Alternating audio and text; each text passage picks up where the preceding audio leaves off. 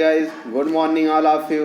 तो daily current affair के session में आप सभी का स्वागत है। जो लोग पहली बार हमारे यूट्यूब चैनल से जुड़े हैं, सब्सक्राइब करके बेल आइकन को प्रेस कर दें और वीडियो को अधिक से अधिक शेयर करें। तो आज का मोटिवेशनल कोट्स है, जितना बड़ा सपना होगा उतनी बड़ी तकलीफ़ें होगी, और जितनी बड़ी तकलीफ़ें होंगी उतनी बड़ी कामयाबी होगी।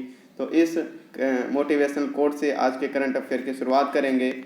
तो आज का जो करंट अफेयर है, रंजीत रथ को ऑयल इंडिया लिमिटेड के अगले सीएमडी के रूप में नामित किया है। किसको किया है? रंजीत रथ को ऑयल इंडिया लिमिटेड के नए सीएमडी के रूप में नामित किया गया है। ये जो है तस्वीर जिनकी दिख रही है, ये है रंजीत रथ जी हैं।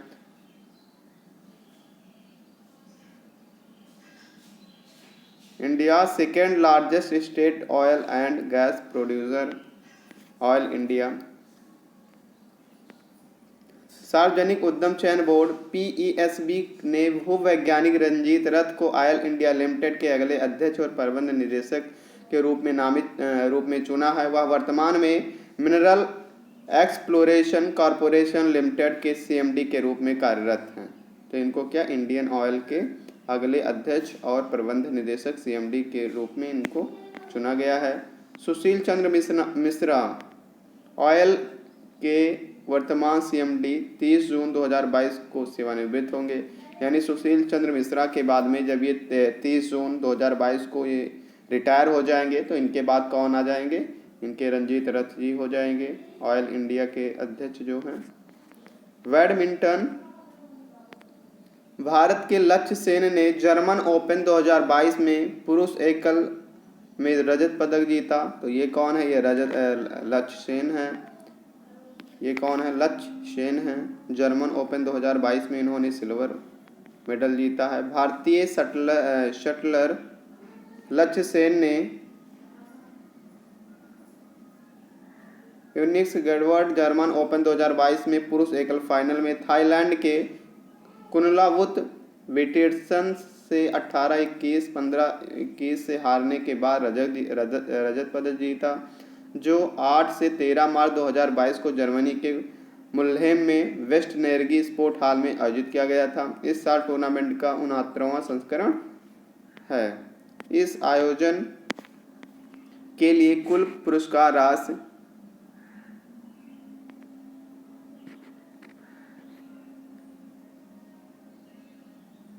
1,80,000 अमेरिकी डॉलर थी। जर्मन ओपन एक वार्षिक बैडमिंटन टूर्नामेंट है जिसे WWF badminton world federation world tour super 300वें इवेंट के रूप में वर्गीकृत किया है।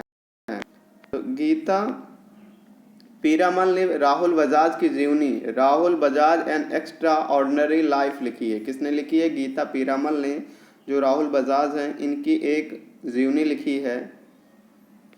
राहुल बजाज की एक जीवनी लिखी है। और किसने बायोग्राफी किसने लिखी? गीता पीरामल ने लिखा है। तो गीता पीरामल द्वारा लिखित all India portfolio penguin random house India PARHI की छाप द्वारा प्रकाशित Rahul Bajaj and extraordinary life शीर्षक वाली पहली अधिकृत जीवनी 21 मार्च 2022 को लॉन्च की जाएगी। यानी लॉन्च कब की जाएगी?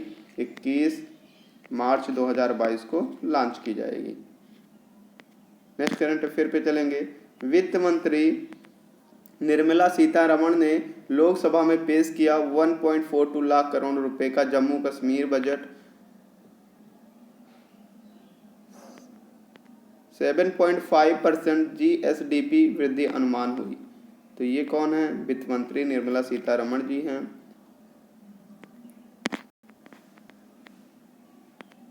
14 मार्च 2022 को केंद्रीय मंत्री निर्मला सीतारमण वित्त मंत्रालय ने लोकसभा नई दिल्ली में केंद्र शासित प्रदेश जम्मू कश्मीर के लिए इतने करोड़ रुपए 1.42 लाख करोड़ का बजट पेश किया। उन्होंने जम्मू कश्मीर के लिए 18,860.32 करोड़ रुपए की अनुमान मांगों और अतिरिक्त अनुदान मांगों को भी प्रस्तुत किया।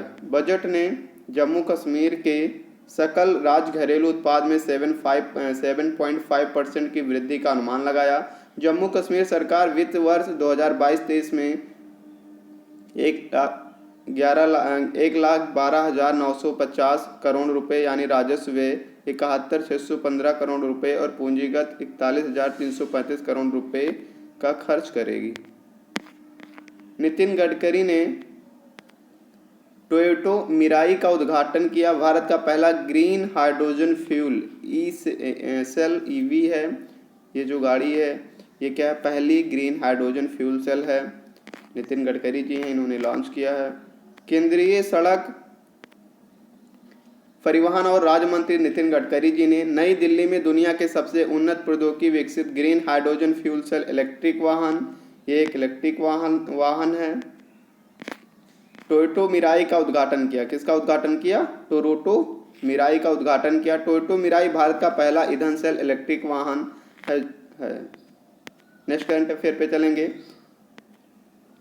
मेडागास्कर में महात्मा गांधी ग्रीन ट्रायंगल का अनावरण किया गया। कहाँ पे? मेडागास्कर में।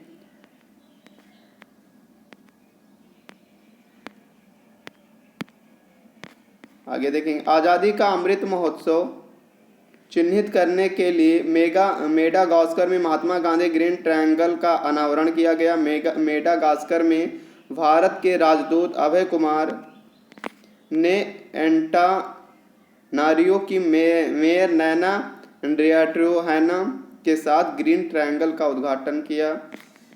सूचीबद्ध कंपनियों के बोर्ड में महिलाओं के मामले में बांग्लादेश दक्षिण एशिया में शीर्ष पर, यानी सूचीबद्ध कंपनियों के बोर्ड में महिलाओं के मामले में जो बांग्लादेश है वो दक्षिण एशिया में सबसे आगे है, सबसे शीर्ष पे है। इंटरनेशनल फाइनेंस कॉरपोरेशन और ढाका स्टॉक एक्सचेंज द्वारा किए गए एक अध्ययन में कहा गया कि सूचीबद्ध कंपनियों के बोर्ड में महिलाओं के मामले में बांग्लादेश दक्षिण एशिया में सबसे शीर्ष पर है, सबसे ऊपर है। नेक्स्ट करंट अफेयर पे चलेंगे। 2050 तक शुद्ध शून्य कार्बन उत्सर्जन लक्ष्य निर्धारित करने वाला मुंबई पहला दक्षिण एशियाई शहर बना। यानी 2050 तक वो क्या करेंगे, कार्बन उत्सर्जन में जीरो रहेगा, कोई भी कार्बन उत्सर्जन नहीं होगा मुंबई में। तो ये लक्ष्य निर्धारित किया है और पहला ऐसा राज्य बन जाएगा, शहर बन जाएगा दक्षिण एशिया में। मुंबई महाराष्ट्र ने 2050 तक कार्बन उत्सर्जन को शून्य करने के लिए अपने विस्तृत ढांचे की घोषणा की और ऐसा लक्ष्य निर्धारित करने वाला दक्षिण एशिया का पहला शहर बन गया। मुंबई का लक्ष्य 2070 तक शुद्ध शून्य उत्सर्जक तक पहुंचने के भारत के लक्ष्य को 20 साल आगे है। वित्त मंत्री निर्मला सीतारमण ने जम्मू कश्मीर के लिए 1.42 लाख का बजट पेश किया।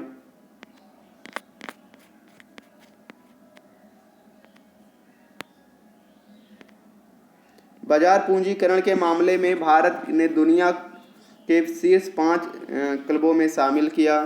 बाजार पूंजीकरण के मामले में भारत ने दुनिया के 5 शीर्ष क्लबों में शामिल किया।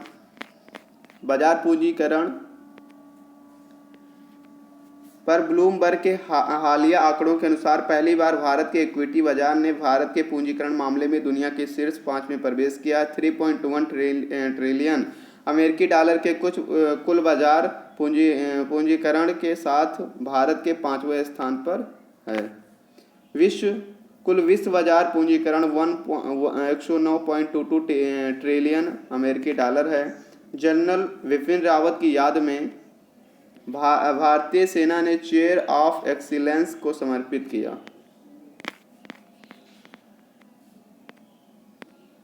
जनरल विपिन रावत की 65वीं जयंती की पूर्व संध्या पर भारतीय सेना ने 1870 में स्थापित देश के सबसे पुराने think tank United service institution of India में दिवंगत chief of defence staff CDS की स्मृति में चेयर ऑफ एक्सीलेंस समर्पित की है।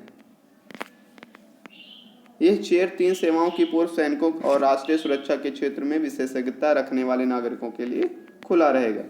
एम.वी. राम प्रसाद बिस्मिल गंगा से ब्रह्मपुत्र तक जाने वाला सबसे लंबा जहाज बना। यानी कौन सा जहाज?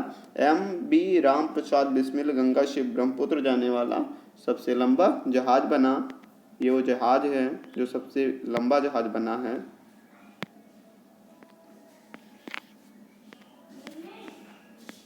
MV राम प्रसाद बिस्मिल गंगा से ब्रह्मपुत्र जाने वाला अब तक का सबसे लंबा जहाज बन गया है। 2.1 मीटर मसौदे से लदे 90 मीटर लंबे और 26 मीटर चौड़े फ्लोटिला ने 15 मार्च 2022 को यह उपलब्धि हासिल की, जब इसने हल्दिया में श्यामा प्रसाद मुखर्जी बंदरगाह से गुवाहाटी में पांडु बंदरगाह तक भारी माल ढुलाई के पायलट रन को सफलतापूर्वक पूरा किया। एक्सिस बैंक ने IFR एशिया अवार्ड 2021 में Asian bank of the year जीता। एक्सिस बैंक ने IFR एशिया अवार्ड 2021 में Asian bank of the year जीता। IFR ऑफ द ईयर जीता है कौन सा bank? Asian bank of India. Bharat के तीसरे सबसे बड़े निजी क्षेत्र के बैंक एक्सिस बैंक को एशियाई निवेश बैंकिंग क्षेत्र में व्यापक कवरेज और विशेषज्ञता की गहराई के लिए IFR एशिया के एशियाई बैंक ऑफ द ईयर से सम्मानित किया गया।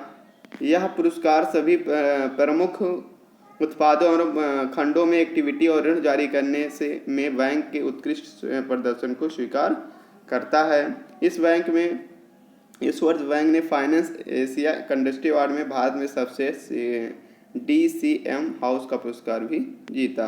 Axis bank.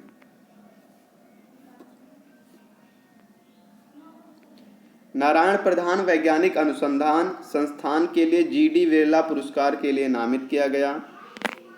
प्रोफेसर प्रधान नारायण को भौतिक विज्ञान के क्षेत्र में उत्कृष्ट योगदान के लिए वैज्ञानिक अनुसंधान के लिए 31वें GD बिरला पुरस्कार के लिए चुना गया। उन्होंने इन छोटे प्रकाश सामग्री के लिए नए आकार को डिजाइन करने में मदद करने के लिए क्रिस्टल मॉड्यूलेशन में अपनी विशेषज्ञता प्रदान की है। इसरो ने SSLV के सॉलिड ईंधन आधारित बूस्टर चरण का सफलतापूर्वक परीक्षण किया है। इसरो ने परीक्षण किया है।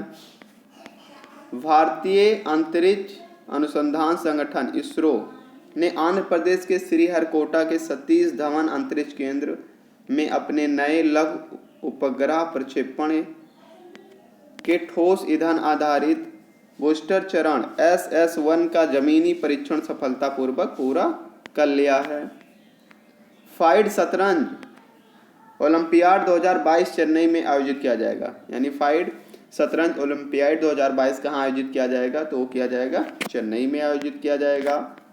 भारत को FIDE शतरंज ओलंपियाड 2022 के लिए मेजबान राष्ट्र के रूप में चुना गया है। ओलंपियाड का 44वां संस्करण जुलाई 2022 से 8 अगस्त 2022 तक चेन्नई में आयोजित किया जाने वाला है। 1927 में अपनी स्थापना के बाद में से यह पहली बार है जब भारत फाइड शतरंज ओलंपियाड की मेजबानी करेगा। संयुक्त राष्ट्र ने 15 मार्च को इस्लामोफोबिया का मुकाबला करने के लिए अंतरराष्ट्रीय दिवस के रूप में घोषित किया है। 15 मार्च को संयुक्त राष्ट्र महासभा ने 2022 से शुरू होकर हर साल 15 मार्च को इस्लामोफोबिया का मुकाबला करने के लिए अंतर्राष्ट्रीय दिवस के रूप में घोषित करने के प्रस्ताव को मंजूरी दी है। 193 सदस्यीय संयुक्त राष्ट्र महासभा के सभा द्वारा अपनाया गया प्रस्ताव 15 मार्च 2022 को इस्लामिक सहयोग संगठन की ओर से पाकिस्तान के राजदूत मुनीर अकरम द्वारा पेश किया गया था। नेक्स्ट करंट अफेयर पे चलेंगे।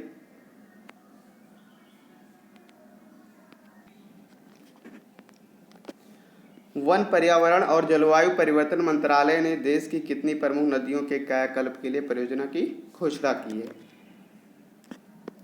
19, 22, 25, 13। तो कितनी प्रमुख नदियों का कायाकल्प परियोजना की घोषणा की है? 13 नदियों की, यानी ऑप्शन डी सही हो जाएगा, 13 नदियों का।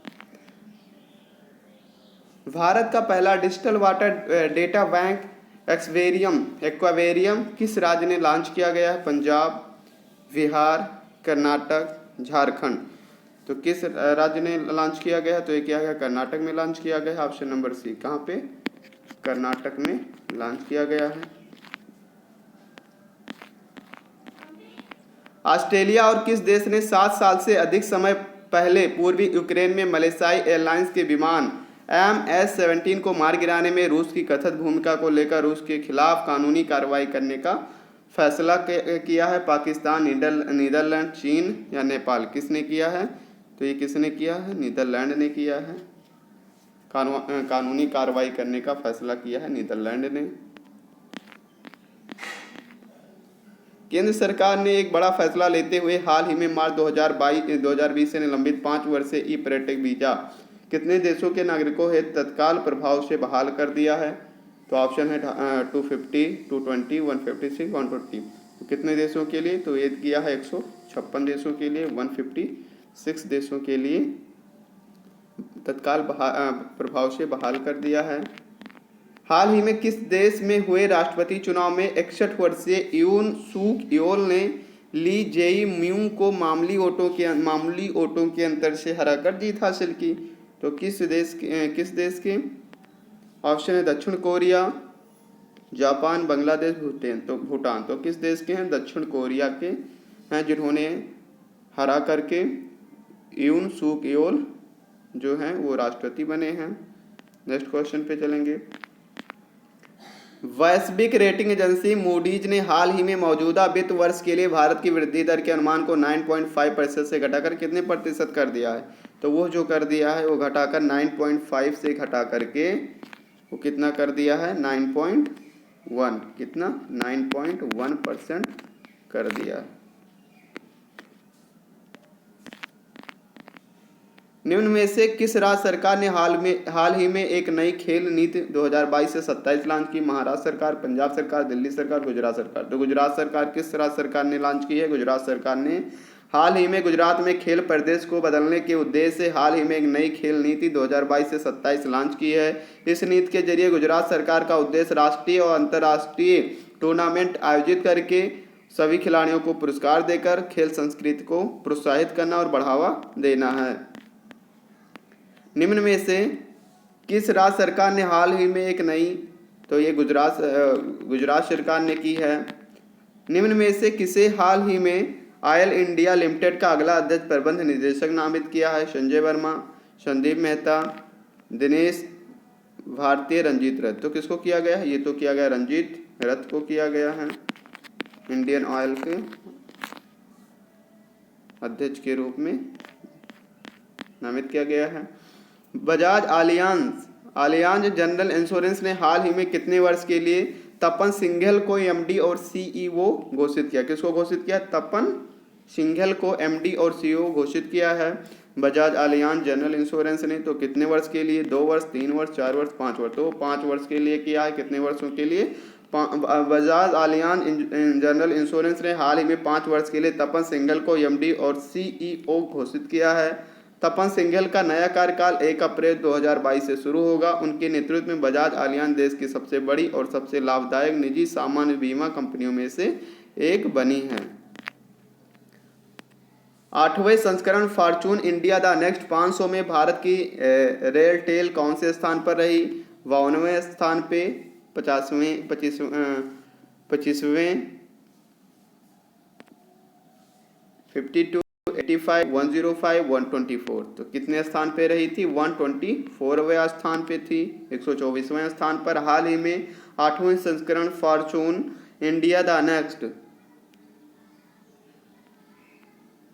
में भारत की रेलटेल 124वें स्थान में पर रही। 124वें स्थान पर यह सूची में भारत सरकार का एकमात्र दूरसंचार सार्वजनिक क्षेत्र का उपक्रम है। रेलटेल के अलावा IRCTC 309 रैंक पर सूची में शामिल एकमात्र रेलवे PSU है।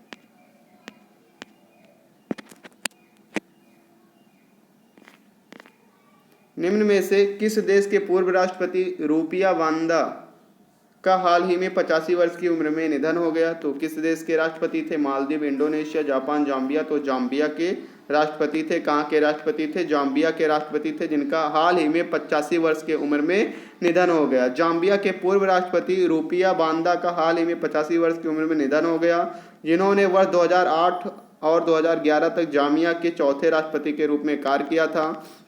उन्होंने 2008 के मध्य में कार्यवाहक अध्यक्ष के रूप में कार्य किया था। मनावाशा को आघात लगा। जाम्बिया की राजधानी लुसाका है। जाम्बिया की राजधानी कहाँ है? लुसाका। कहाँ है? लुशाका। तो थैंक्स फॉर वॉचिंग।